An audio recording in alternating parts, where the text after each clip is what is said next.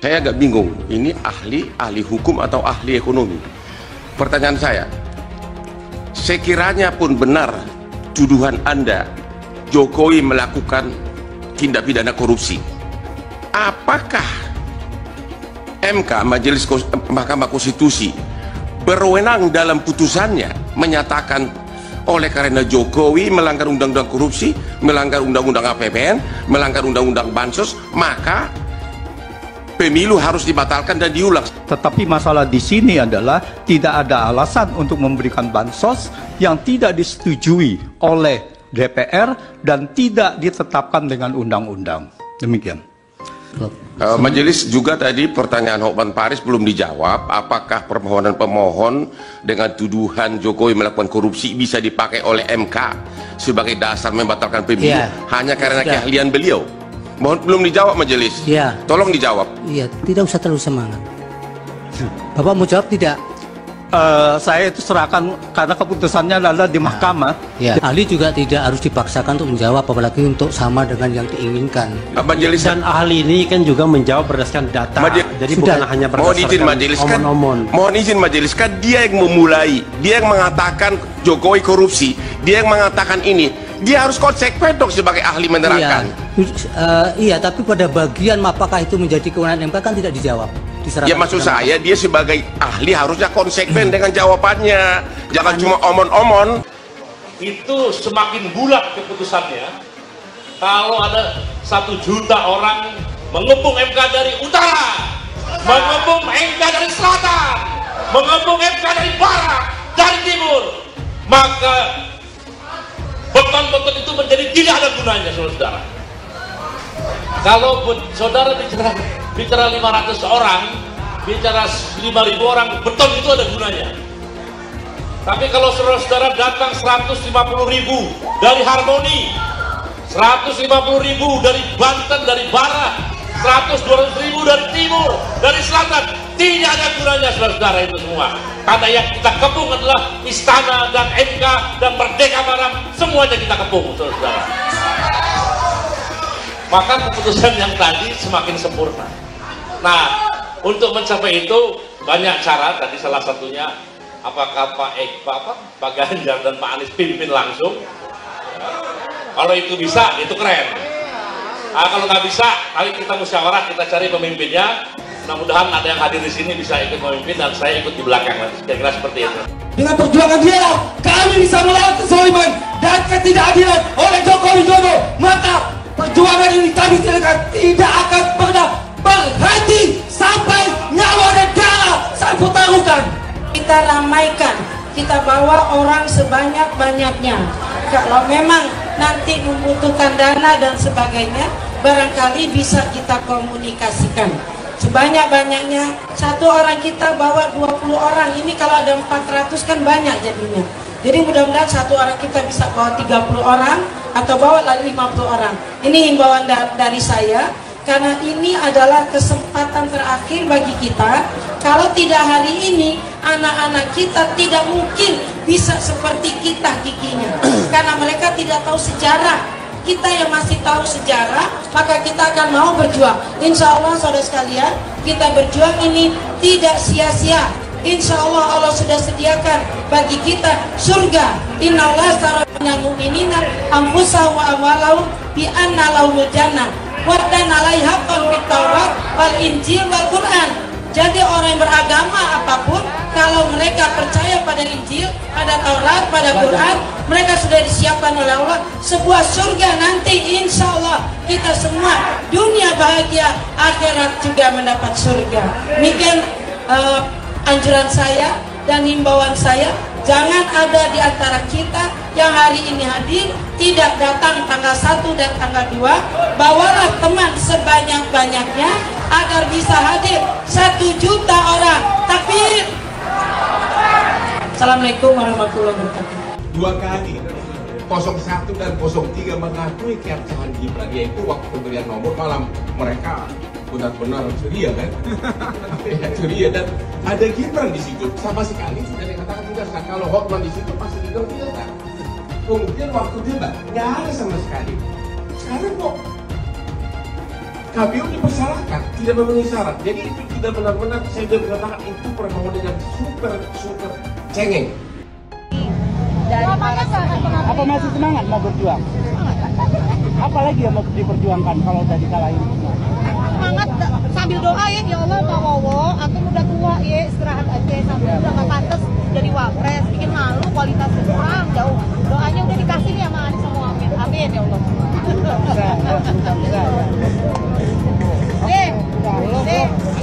Apa lu? Baterai lu udah kasih banyak. Kami sebagai rakyat menuduh bahwa KPU berbuat curang. Karena hasil keputusan itu harus sesuai dengan CA1 Plano. Setuju. Apapun yang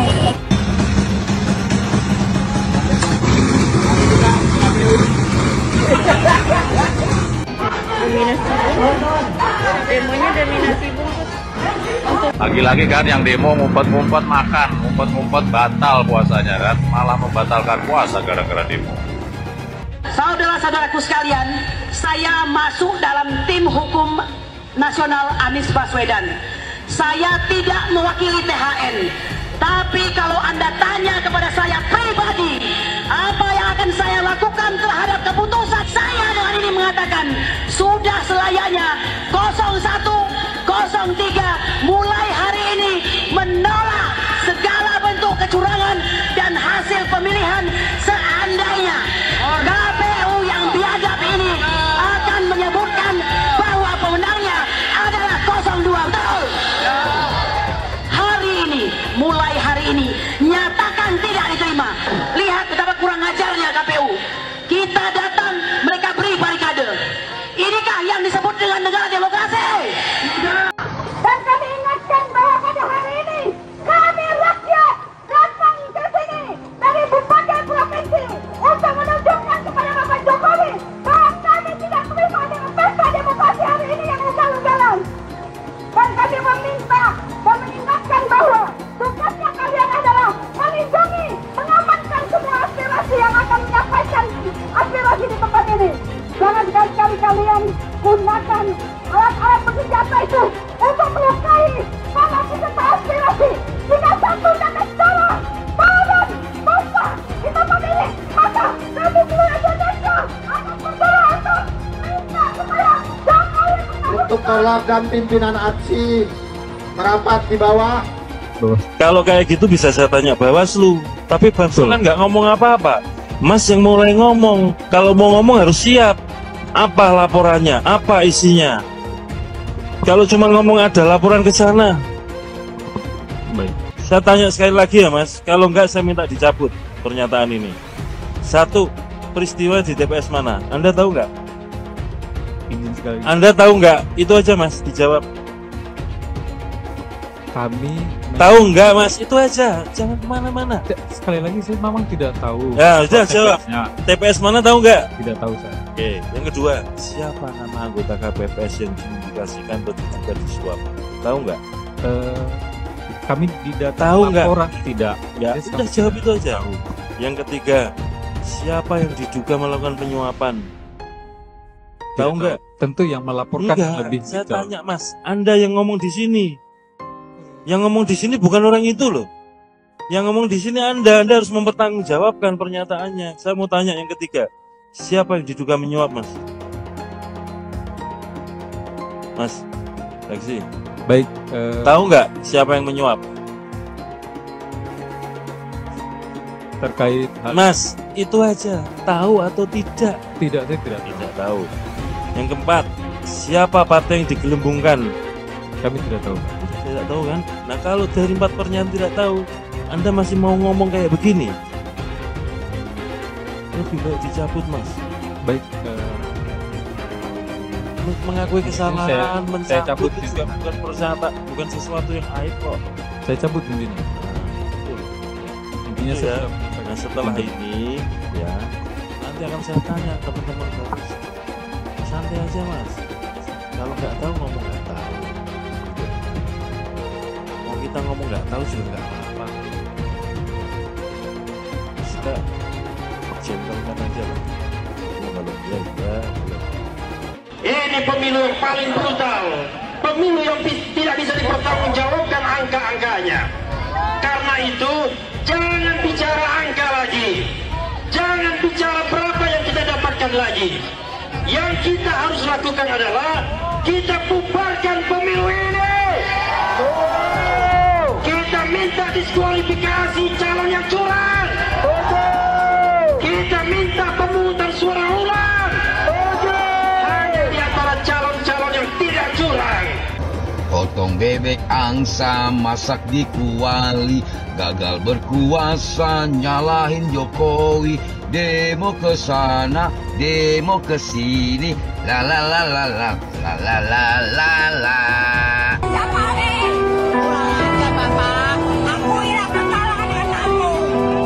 Sudah kalah, jangan ngeyel menang, Pak.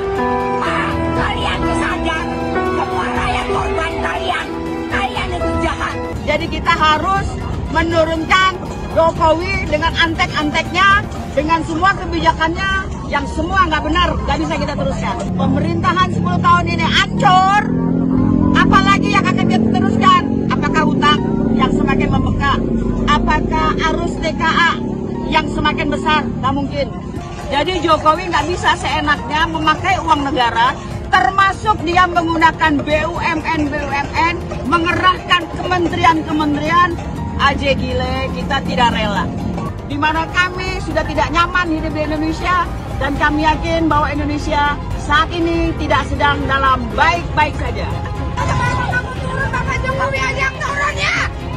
Mas Anies juga mungkin hari ini gagal, ya tapi menurut saya karir politiknya Mas Anies belum selesai. Mas Anies masih bisa mencoba menjadi calon gubernur sekali lagi. Mungkin kan Mas Anies nggak tahan lama-lama jadi oposisi kan. Mas Anies tidak cukup kuat untuk menjadi oposisi atau tidak cukup kuat lama-lama berada di luar pemerintahan. Ya jadi beliau bisa mencoba lagi untuk maju jadi calon gubernur DKI. Dan tahun 2029 nanti bisa mencoba peruntungan lagi menjadi calon presiden. Ada yang percaya hasil pemilu selama ini? Tidak percaya, 100% tidak percaya. Lawan, harus lawan. Kita tertipu semua, tertipu. Setuju. Lawan semua, lawan aparat, lawan semua lembaga negara yang menunjuk amanat, lawan yang pengkhianat. Tidak ada tempat satupun untuk bagi mereka yang melawan rakyat. Lawan Tabang Bulu semuanya. Lawan pemilu, lawan. Ya, merdeka, harus merdeka. Seluruh rakyat harus bisa melawan. Dari Sabang sampai Merauke. Nah, syaratnya tidak mudah. Itu didakwa, di-impeach oleh sepertiga anggota DPR. Kalau sepertiga setuju tanda tangan, harus sidang dihadiri oleh 2/3. Kalau 2/3 setuju dari yang 2/3 itu, presiden bisa dinyatakan harus dimakzulkan tapi dibawa lagi ke MK. Rumit sekali. Rumit, dipersulit begitu. MK bilang iya, kembalikan DPR sidang lagi apa? Jadi enggak nih dimakzulkan. Kalau jadi bawa ke MPR. Forumnya 3/4. 3/4 anggota DPR harus disetujui oleh 2/3. Dan dalam situasi sekarang agaknya tidak mungkin menjatuhkan Pak Jokowi karena lebih dari separuh itu ada di koalisinya Pak Jokowi. Bagaimana mau mencapai 2/3 untuk hadir? Kalau mencari 1/3 untuk usul mungkin bisa. Tapi kalau sudah 2/3 nih sudah di Pak Jokowi nggak akan masuk ke pleno. Kita nyata-nyata dicurangin ya, benar-benar udah ya Allah nggak ada hayanya, nggak ada taruhnya sama sekali. Ya Allah, saya cuma nurut bagaimana. Ayo kita berjuang bersama. Apa selanjutnya yang kita harus lakukan? Ya lawan dong. Turun. Ya itu yang penting. Karena bukan apa-apa. Indonesia perubahan, kita harus berubah semua. Capek ya. Kita harus dipimpin oleh pimpinan yang betul-betul beriman, yang cerdas. Itu kan. Kita nggak lama lagi mungkin umur kita sampai. Tapi yang kita pikirkan regenerasi kita, anak cucu cicit kita. Bagaimana dia harus mengalami seperti ini? Ya Allah ya Rahim, mama udah pada teriak. Katanya semua pada mahal. Beras 20.000, ya kan? Masya Allah, tapi insya Allah kita percaya kepada Allah. Mudah-mudahan rezeki pasti ada untuk kita semua. Amin ya Rabb. Yang penting takwa. Dan mudah-mudahan saya atas nama mungkin di antara artis yang hadir juga, saya turut dengan Raja Dangdut. Ayo kita berjuang bersama. Kalau kemarin kita satu, sekarang kita berjuang demi untuk bangsa negara. Oke, Allahu Akbar. Allahu Akbar. Allahu Akbar. Kemarin ada yang pede banget nih. Siapa lagi kalau bukan pendukung Pak Profesor Abah Anies Baswedan. Katanya nih, mereka yang intelek alias berpendidikan tinggi pasti milih Pak Anies. Ternyata fakta berkata lain. Sakit banget emang. Yang berpendidikan tinggi justru ramai-ramai mencoblos Prabowo Gibran. Jadi mana nih tuduhan-tuduhan kemarin yang bilang pendukung Pak Prabowo kena tipu joget gemoy. Faktanya yang berpendidikan tinggi pilihannya Prabowo Gibran kok. Intinya gitu ya. Jangan-jangan omon-omon tapi bicara pakai data dan fakta. Udah gitu aja. Pecinta, jujur pecinta Bapak Anies Rashid Baswedan, otak kami cerdas. Hello, kami bukan orang bodoh. Kami nggak percaya kalau Pak Anies Rashid Baswedan itu kalah. 01 itu menang, 01 menang, di mana-mana itu menang, ya. Karena kami sekali lagi tekankan, wahai Bapak Jokowi, akuilah kesalahannya, akuilah kekalahannya, jangan dibalik. Katanya dapat bocoran nih, udahlah 01 akuin kesalahannya. Hello, nggak mungkin, mustahil, mustahil kalau 01 kalah. Hakul yakin Allah punya kuasa, pasti Bapak Anies jadi presiden. Amin. Amin. Anies presiden. Ini kemenangan Prabowo Subianto dan Gibran. Jadi yang kalah nangis-nangis saja. Jangan pura-pura bahagia. Nangis saja. 1 silakan nangis. Lepaskan, 3 keluarkan ya Mas Adi. Ketimbang jadi bisul, ketimbang jadi penakit, ya kan, pura-pura bahagia. Tumpahkan setumpah-tumpahnya.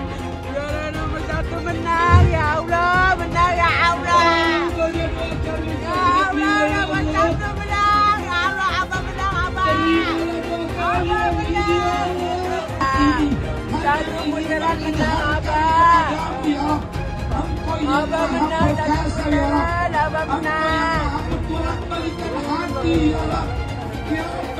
Mengenai kecurangan, caleg itu ada saksi di TPS, partai ada saksi di TPS, capres, cawapres, kandidat ada saksi di TPS. Di TPS ada Bawaslu, aparat juga ada di sana. Terbuka untuk diambil gambarnya. Saya kira pengawasan yang berlapis-lapis seperti ini akan menghilangkan adanya kecurangan. Tapi kalau memang ada betul, ada mekanisme untuk ke Bawaslu, mekanisme nanti persidangan di MK sudah diatur semuanya. Jadi janganlah teriak-teriak curang. Ada bukti langsung bawa ke Bawaslu, ada bukti bawa ke MK. Saya diberi nilai 11 dari 100. Itu nilai luar biasa. Pertama kali dalam hidup saya terima nilai itu.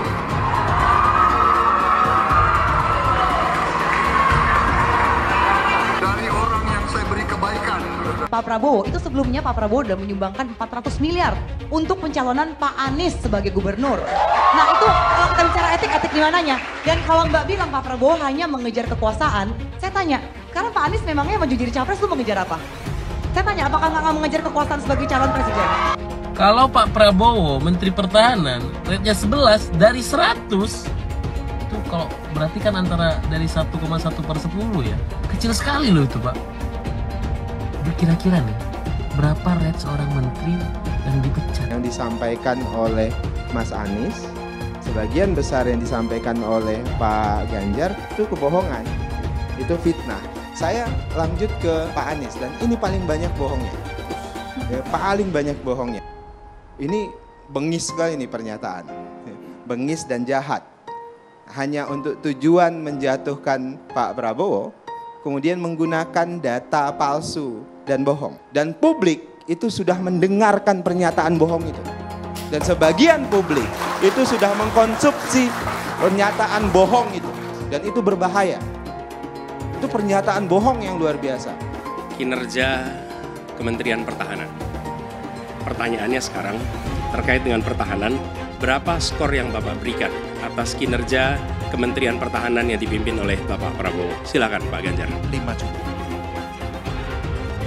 skornya justru di bawah 5, Mas Ganjar. Kalau 5 itu ketinggian, Pak Ganjar. Terima kasih, Pak Ganjar. Anies gak usah takut. Disebut aja angkanya berapa gitu loh. Kayak saya gitu loh. Jangan di bawah 5, sebut aja berapa. 11, Mas. Dari 100. Sesudah keputusan MK. Dan kemudian di MK dibentuk MK-MK.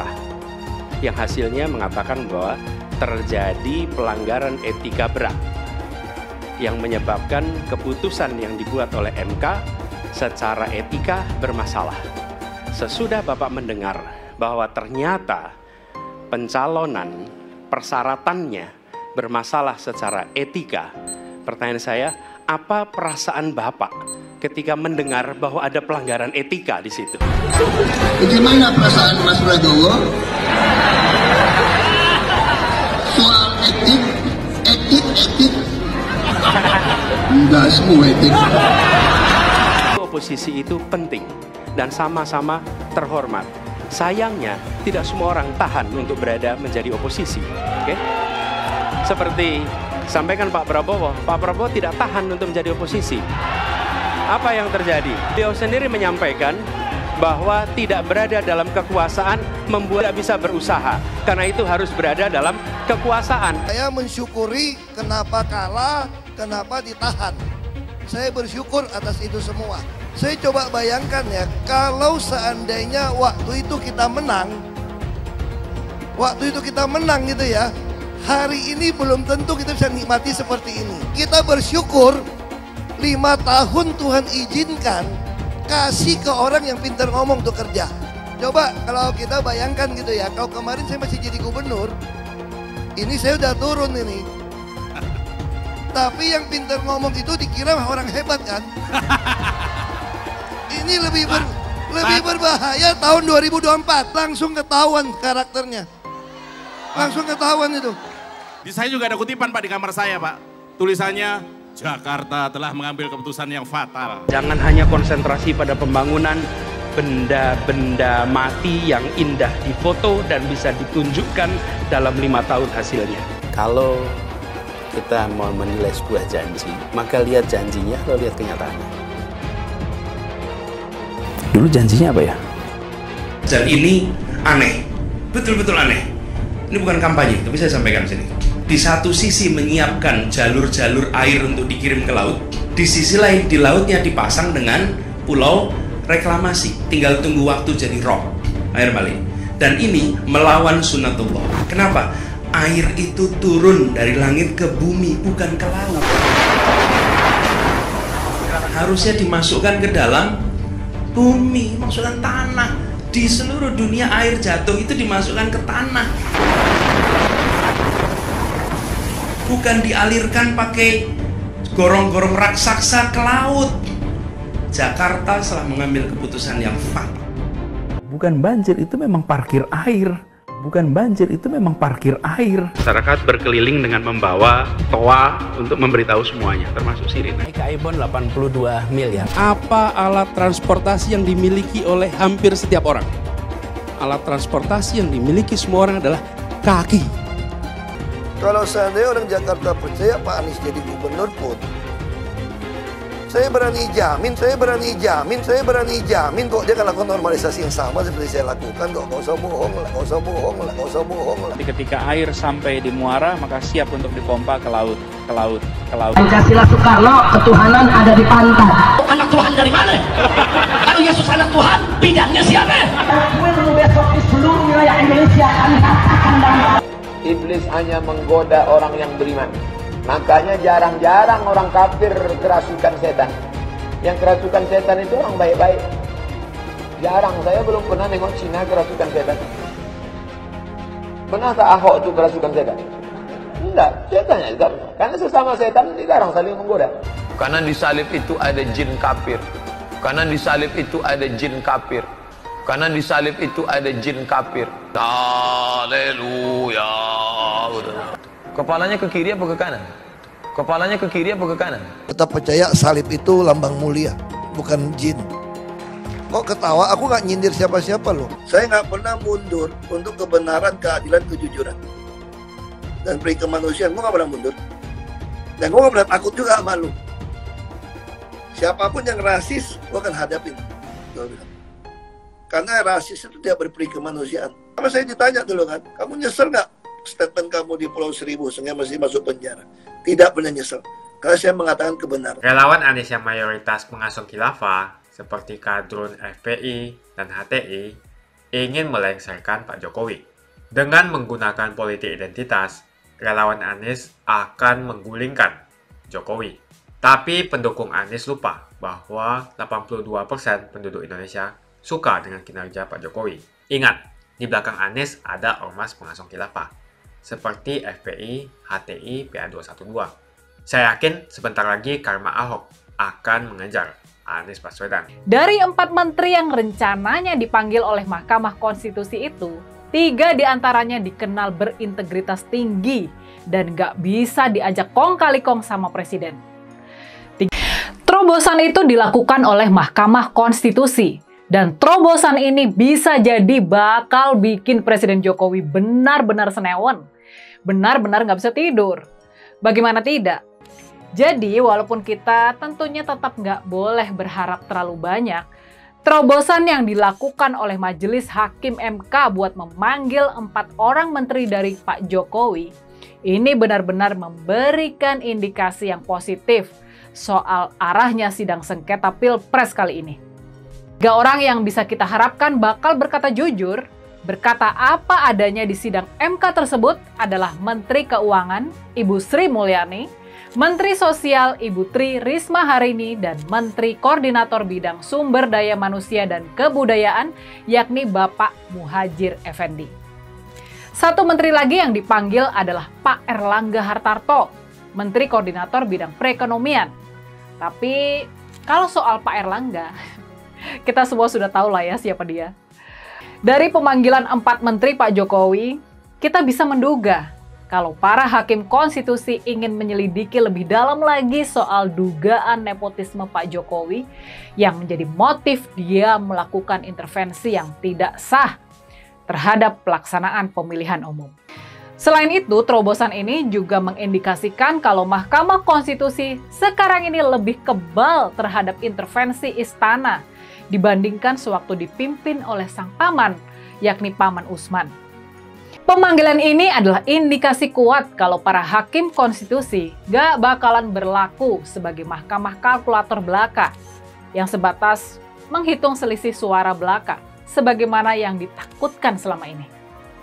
Dari para menteri yang dipanggil, kita tahu bahwa para hakim konstitusi menaruh minat dan perhatian akan cawe-cawe Presiden Jokowi buat mengatur hasil Pilpres 2024 lalu.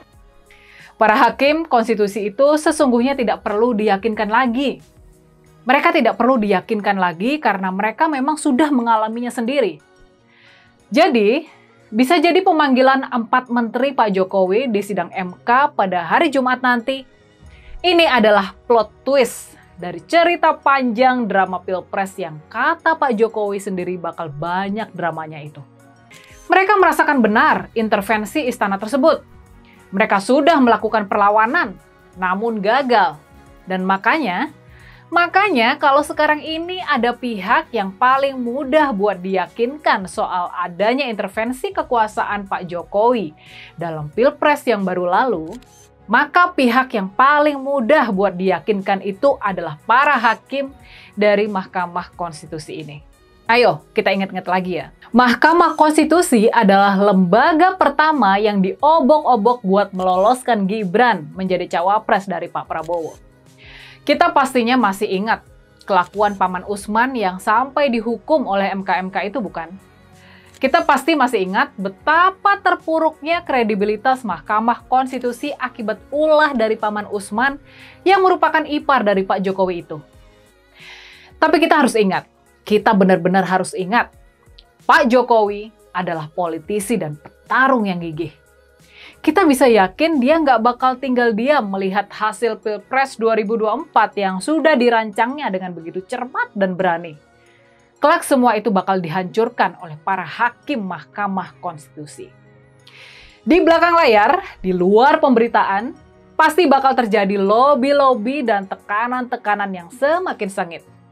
bakal terjadi lobby-lobby dan tekanan-tekanan yang semakin sengit kepada para hakim konstitusi. Pak Jokowi yang di awal cerita sudah dengan sangat lihai bisa mengakali keputusan MK, sekarang di ujung akhir kisah, nasibnya kini justru sangat bergantung kepada keputusan para hakim yang sudah diobok-oboknya dulu. Dan makanya drama Pilpres 2024 ini jadi semakin menarik saja buat kita yang menonton. Dia jadi semakin menegangkan. Dan kali ini di pertarungan babak kedua Presiden versus MK ini, kita tahu Paman Usman sudah nggak bisa membantu lagi. Relawan Anies semakin beringas dan Anies semakin galau. Dengan menggunakan politik identitas, relawan Anies akan menggulingkan Jokowi. Relawan Anies yang mayoritas pengusung khilafah, seperti kadrun FPI dan HTI, ingin melengsarkan Pak Jokowi. Tapi pendukung Anies lupa bahwa 82% penduduk Indonesia suka dengan kinerja Pak Jokowi. Saya pikir kalau terjadi baku hantam, maka ada 82% yang akan menghajar kadrun pengusung khilafah itu. Nasdem pun semakin pusing melihat Anies, karena elektabilitas Anies semakin jatuh.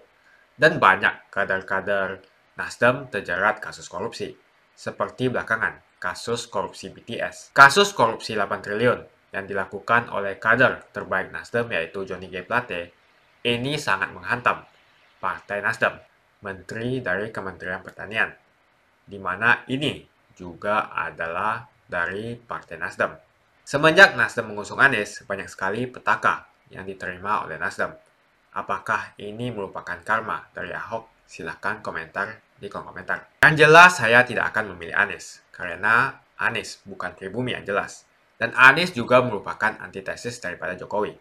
Antitesis artinya bertolak belakangan dengan semua kebijakan Jokowi. Anies sudah terang-terangan menyebutkan dia tidak akan melanjutkan kinerja dari Pak Jokowi.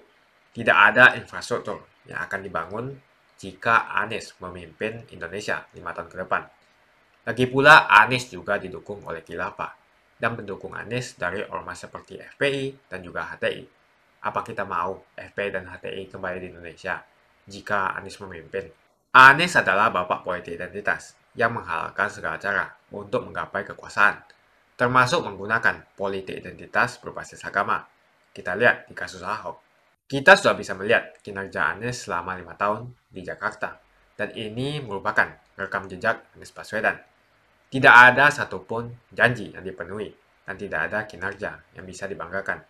Dari DP 0%, OKOC, kelebihan bayar, Formula E, banjir, sumur resapan, jalan rusak, dan gonta-ganti nama jalan. Jadi saya rasa tagline perubahan yang diusung Anies adalah tagline merubah kata korupsi menjadi kelebihan bayar, supaya semua koruptor tidak dijerat oleh pasal korupsi. Karena mereka semua hanya melakukan kelebihan bayar. Jadi perkataan Ahok sudah terbukti, dan Jakarta sudah menjadi korban. Jangan biarkan Indonesia menjadi korban kibulan Anies Baswedan. Suara minoritas jangan lagi merasa takut untuk memilih pemimpin yang membela hak minoritas. Karena Anies jelas hanya memanfaatkan suara minoritas untuk mendapatkan suara. Ingat, di belakang Anies ada ormas pengusung khilafah, seperti FPI, HTI, PA212. Saya yakin sebentar lagi karma Ahok akan mengejar Anies Baswedan. Begitu saja opini saya hari ini. Tuliskan opini kalian tentang Anies Baswedan di kolom komentar. Dan juga tuliskan pendapat kalian tentang people power oleh relawan Anies untuk melengsarkan Pak Jokowi. Tuliskan pendapat kalian. Jika kalian siap untuk melawan people power yang digaungkan oleh relawan Anies, ayo tuliskan lawan people power di kolom komentar. Pastikan Anda semua like video ini dan bagikan video ini ke teman dan family Anda supaya mereka semua mengetahui tentang informasi ini. Tekan tombol subscribe dan bunyikan lonceng notifikasi supaya kamu tidak ketinggalan